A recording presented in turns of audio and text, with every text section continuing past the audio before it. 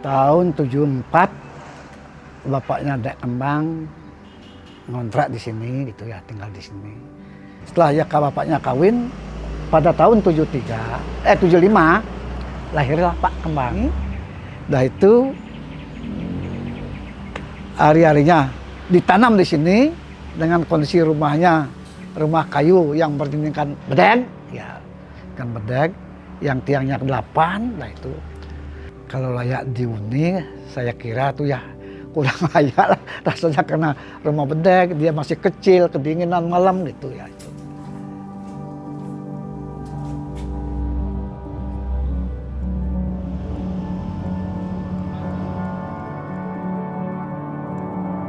Manusia tak memilih tanah kelahirannya, tetapi setiap orang akan diuji oleh tanah yang pertama kali mengenalnya.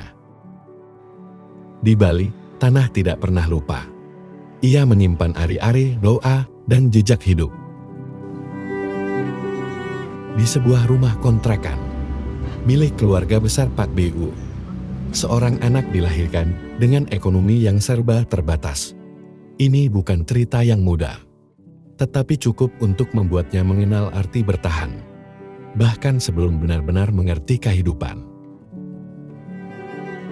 Saya lahir di kontrakan, jadi lahir dari keluarga yang mohon maaf kurang mampu, ya kalau boleh dikatakan miskin lah, masa kecil itu susah. Ya kurang lebih saya tinggal di kontrakan itu 8-10 tahun lah.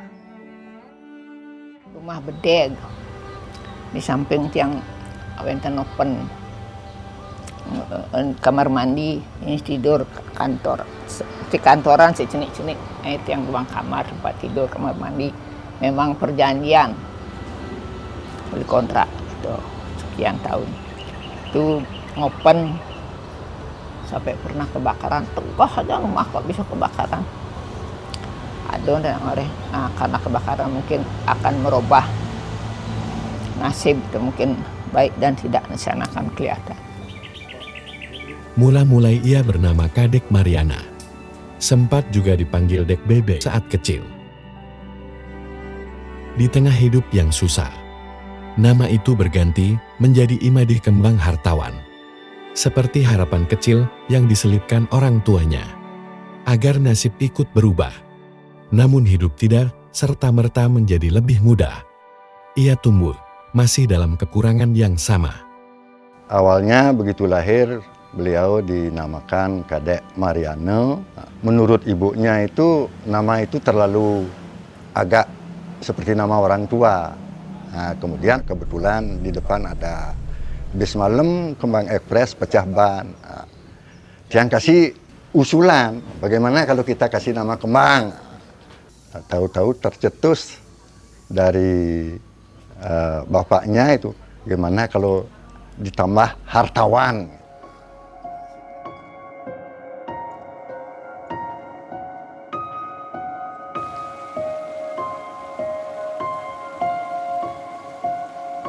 Setiap hari dia ke rumah Pak Kembang sambil melajah kan. Lepas masuk, ayah cebur-ceburan di Tlabah. Tamat SD dia karena dia cenian ya menikah pisah sekolah dia. Yang boleh sekolah SMP 2, Pak Kembang ke SMP 1 kan. Dan pun pisah pun jarang dia mungkin bertemu. Kadangnya sudah melajah nih kok pelayanan kan dan keban kan. Imade Kembang Hartawan lahir di Pekutatan pada 6 Mei tahun 1975. Masa kecilnya bukan tentang pilihan, melainkan tentang bertahan. Kekurangan menjadi bagian dari hari-harinya. Bermain tak hanya hiburan, kadang menjadi cara melupakan kenyataan. Ia mulai belajar sesuatu yang paling sulit, menahan keinginan ketika hidup belum berpihak. Sejak kecil, ia telah terbiasa mengambil sikap. Bahkan di antara taman sebaya, ia berani menjadi suara yang mengingatkan ketika yang lain memilih diam. Jam keluar, kak maling ada ketimun dorong. Apa ada nena? Sedok asal basang tu. Alah jak, meh jadi paling meh kali ketimun meh. Nyak jak timpas kurang lebih jak 5. kak dar. Ni cini mah kak entungan. Ulijo kanan asane Pak Kembang teko di Kembang di teko tu. Mengalir ke timun do nak kita menajak ajang amun ni apa dan ane jelek do nak kita cenek dalam nak ngemulo do. Takut di asano do. Apa no tegur kan padahal di Kembang do adik kelas begitu pas orang langsung ragu melaib ke kelas mengesah di kelas tu ragu kena lak ragu gitu kan adik kelasnya gitu.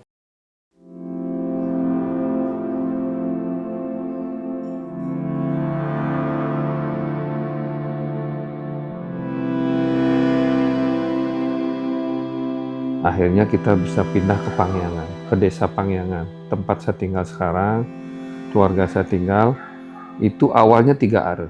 Jadi itu pun tanah bekas Kepuan Miso. Jadi tanah itu bekas Kepuan Miso Dongol. Miso misi tanduk. Dengar-dengar Miso itu katanya mati tua, bukan mati karena dijual. Jadi Kepuan Miso. Jadi sebenarnya bapak dan ibu Meme Jak Bapo itu pekerja keras. Bahkan kalau boleh saya cerita, pokok rago harus ngai sugih kengken cara. Harus begitu.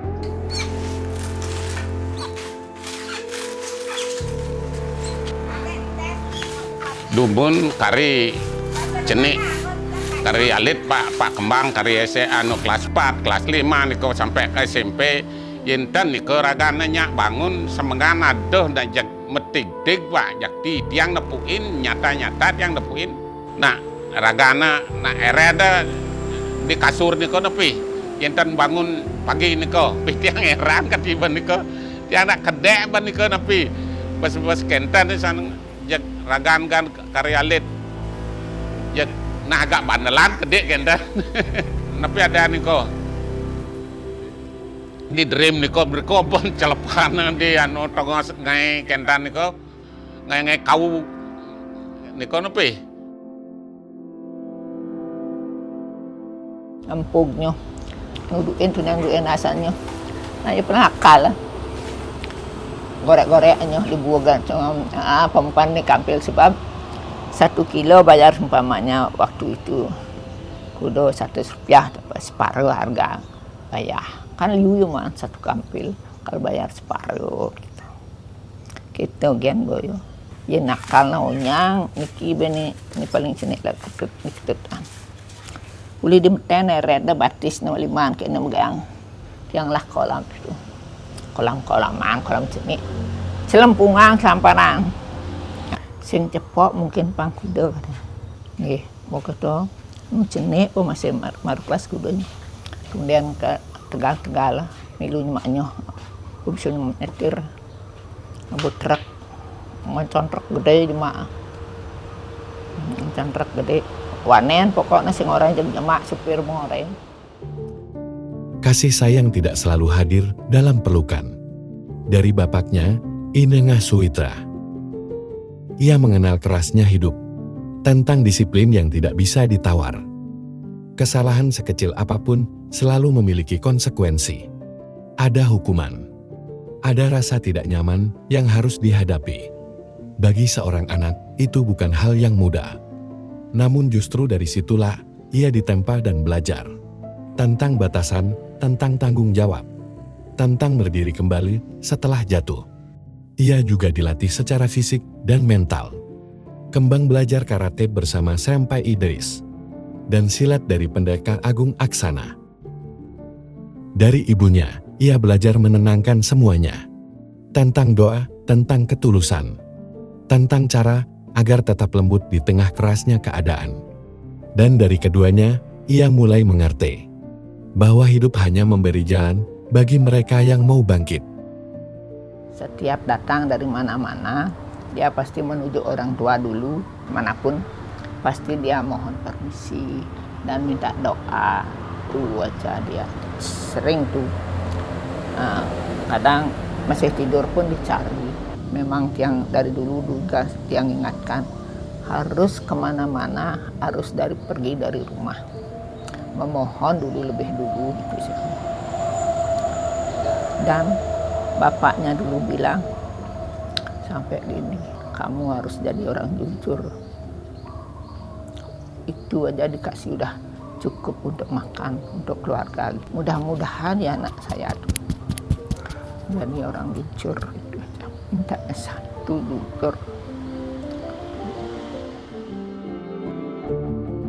Ia bekerja, bahkan sebelum benar-benar mengerti arti bekerja, menjemur dan menjual kelapa, mencari tenaga sumbat, menjadi sopir, melakukan apa saja yang bisa dilakukan, bukan untuk mencari pengalaman, tapi untuk menjaga hidup terus berjalan. Dari sana, ia mengenal lelah, dan dari lelah itulah, ia belajar memahami orang lain. Jadi masa kecil itu saya masih ingat betul. Ketika ada orang datang, jadi sudah saya pindah ke Pangyangan ya, sudah SD. Itu ketika ada orang datang, bawa kelapa, turun dari bis, saya harus nyanjagin. Dah dong, ngadep nyung. Nah, turun dari bis, saya ikut dah nyun. Habis itu nimbang. Nimbang, ngitung, oh harga kelapa basah berapa, dikali sekian, kali sekian kilo. Saya langsung disuruh bayar. SMP, saya malah sudah bisa naik truk kol diesel. Truk double. Sabtu sore dan Minggu, saya wajib bawa truk nyari kelapa ke rumah-rumah penduduk. Dan bapak saya berpesan sama saya. Jadi, yang dulu jualin kita kelapa, masa kita susah, itu disuruh mengingat. Suatu saat kalau mereka keluarganya ada susah, sebisa mungkin kita bantu.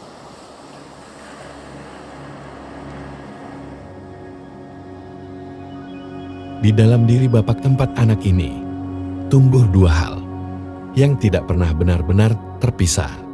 Luar bineda, kerasnya hidup, dan lembutnya hati untuk tetap bertahan. Ia tidak punya pilihan menjadi lemah, namun ia juga tidak boleh kehilangan rasa. Barangkali dari situlah lulusan Universitas Pendidikan Nasional dan Pasar tahun 1994 sampai tahun 2000 ini belajar bahwa bertahan hidup tidak boleh membuat seseorang kehilangan kemanusiaannya.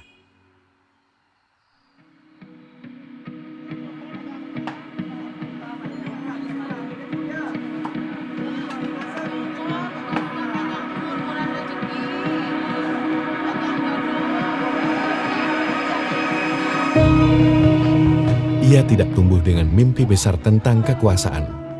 Yang ia kenal hanyalah bekerja, dan terus bekerja. Namun hidup mempertemukannya pada pilihan-pilihan yang lebih besar. Tentang keberpihakan, tentang keadilan. Sejak SMA, Kembang telah aktif mendampingi bapaknya, Ketua DPC PDI Perjuangan Jembrana saat itu. Turun ke masyarakat, menyapa, mendengar.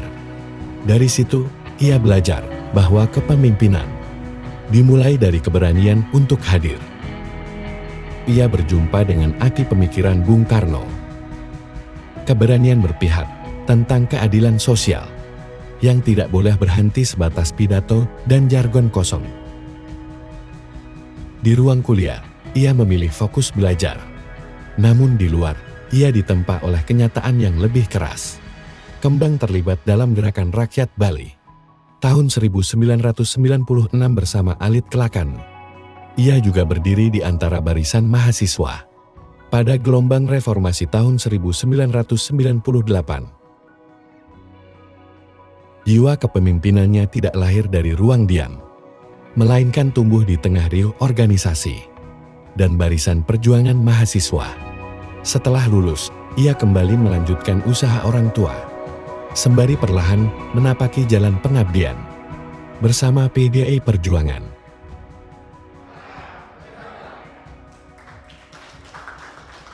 Ya, kalau saya sendiri dituntut oleh orang tua dulu jadi akabri. Saya dididik keras, ya, harus bangun pagi, jam 4 harus sudah bangun. Bahkan sampai malam pertama, saya nikah sama Bani, malam pertama kita terlambat bangun. Bapak gedor pintu, bangun deh, bangun. Itu nggak ada orang jual pecel, ngirim nyuh marado. Itu bahasanya. Cocok siap nyana rezeki. Itu bahasa-bahasa Bapak kalau sudah bangunin kita. Jadi kita diajarkan betul. Dan sampai sekarang saya akhirnya terbiasa bangun jam 4:30, jam 4. Kalau tidurnya lebih cepat saya bisa bangun jam 4. Itu.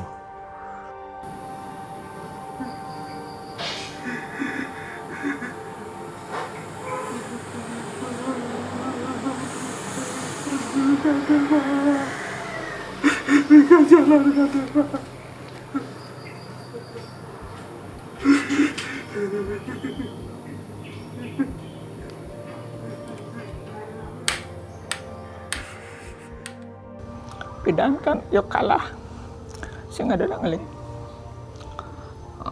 kecuali Pak anak ngeling ngelut baru dia ngeling itu. Begitu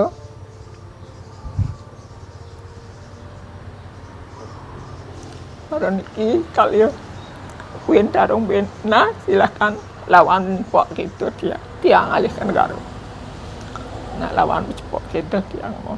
Nah jadi mansing man pokok pangsing stres.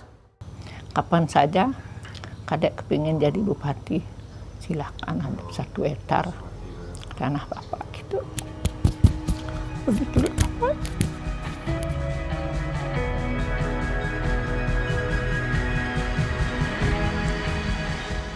Saya memandang Pak Made Kembang Hartawan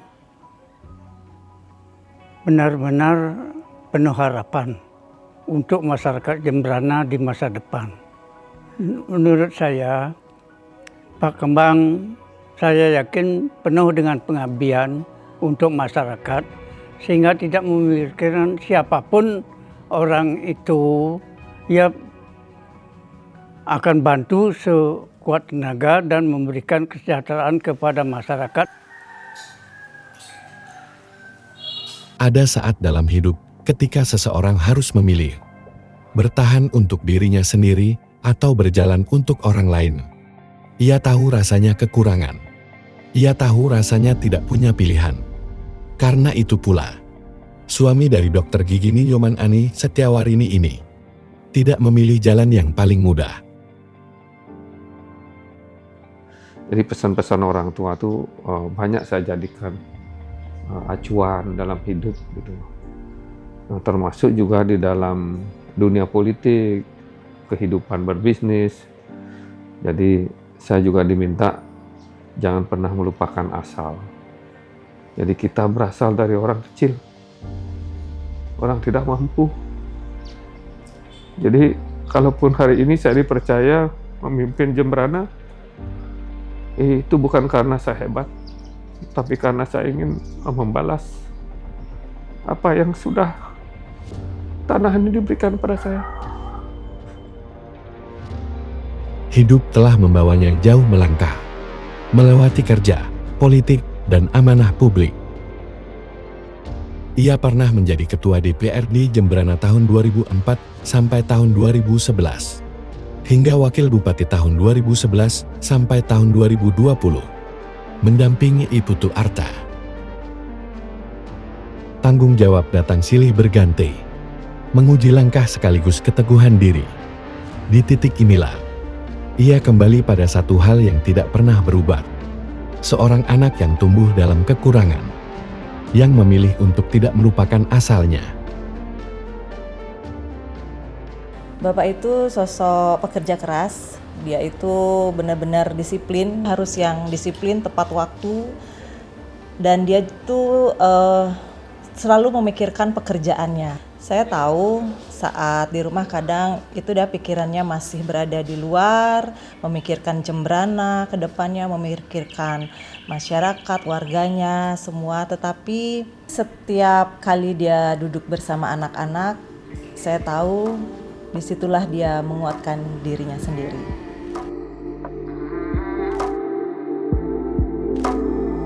Di rumah, ia tidak membawa jabatan.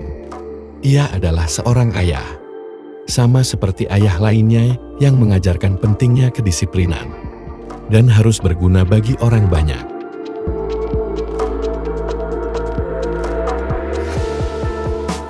Papa itu orangnya benar-benar disiplin. Contohnya bangun pagi, makan siang, itu harus jam 12 teng, makan malam. Bahkan belajar pun itu ada waktunya. Jadi apa-apa serba ada waktunya biar kita belajar disiplin, terbiasa dari kecil. Tapi yang selalu saya ingat, Papa selalu bilang ke anak-anaknya, kalau kamu ada kesempatan, jangan cuma mikirin diri sendiri. Ia belajar bahwa hidup tidak akan pernah selesai dipahami. Dan itulah yang membuatnya harus terus belajar. Berjalan, tanpa merasa sudah sampai.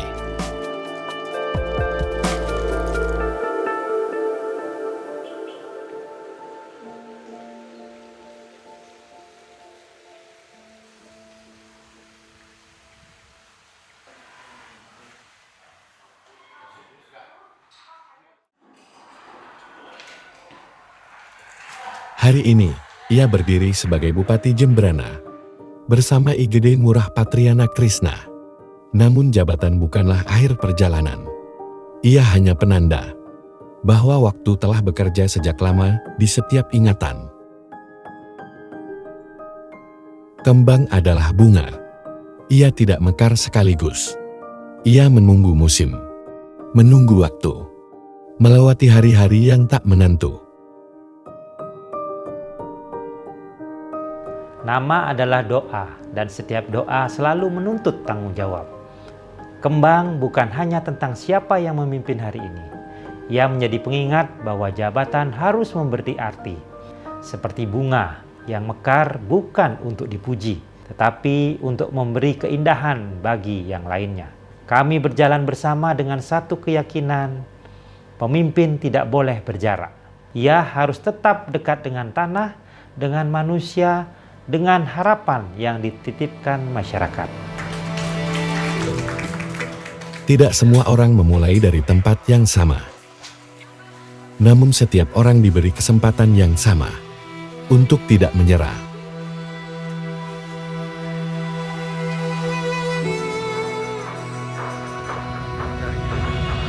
Saya ingin cerita bahwa apapun bisa kita sepanjang punya semangat, ya. Orang tua saya membuktikan.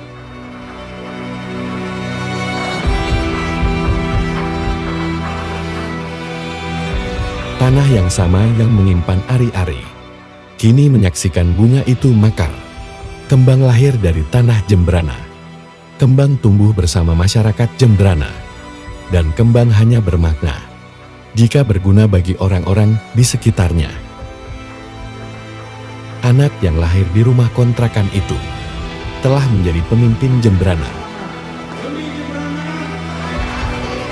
Anak itu kembang hartawan, tidak pernah memilih di mana ia dilahirkan. Ia memilih untuk bertumbuh dan mengabdi pada tanah yang menghidupinya. Itulah sebabnya ia berkata dan mengajak kita semua melangkah. Bumi Jemberana pasti bisa. Ini bukanlah seruan, melainkan sikap hidup. Bahwa ketika kita berjalan searah, menjaga nilai, dan menyatukan kerja dengan doa, Jemberana akan mencapai mimpi besarnya yang maju, harmoni, dan bermartabat.